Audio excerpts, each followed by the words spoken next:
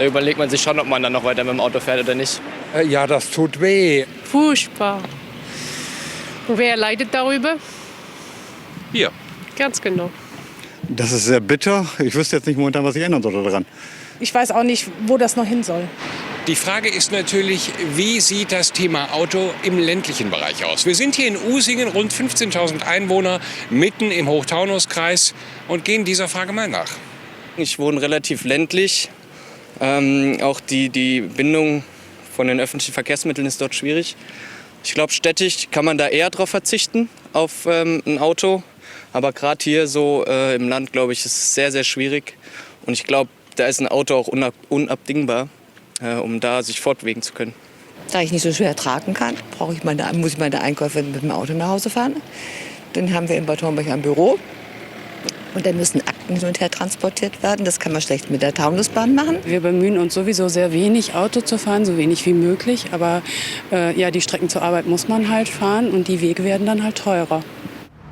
Auch Blumenhändlerin Nicole Wicht kann nicht ohne Auto. Man könnte ja mit dem Fahrrad fahren oder ein Lastenbike wäre interessant. Aber wie will ich den Einkauf machen? Irgendwie muss das Zeug ja her. Unser Maintauer Reporter Sohail Partoshoa hat sich mit den Spritpreiserhöhungen auseinandergesetzt. Und immer wieder stellt sich natürlich bei jeder Preiserhöhung die Frage, warum eigentlich? Ja, Peter, es gibt zwei Gründe, warum der Spritpreis in den vergangenen Monaten gestiegen ist. Der erste Grund ist global. Der Rohölpreis ist gestiegen. Die Nachfrage steigt, nachdem die Corona-Krise allmählich wieder abklingt. Und der zweite Grund ist ein nationales Problem. Wir haben den CO2-Preis auf unter anderem Benzin und Diesel. Und der sorgt auch dafür, dass der Spritpreis im Durchschnitt 6 bis 8 Cent pro Liter steigt. Ist das eigentlich nur eine Phase oder bleibt das so? Ja, ob der Preis jetzt für immer relativ hoch bleiben wird. Derzeit ist es so, dass es beim Rohöl viel Nachfrage gibt, aber relativ wenig Angebot. Das wird sich sicherlich mit der Zeit wieder entspannen. Was den CO2-Preis angeht, haben wir jedoch folgendes Problem. Es wird von Jahr zu Jahr teurer bis 2025. Das heißt, wir müssen da tatsächlich davon ausgehen, dass Sprit eher teurer wird. Naturgemäß ist in der Stadt natürlich der öffentliche Nahverkehr etwas besser ausgebaut.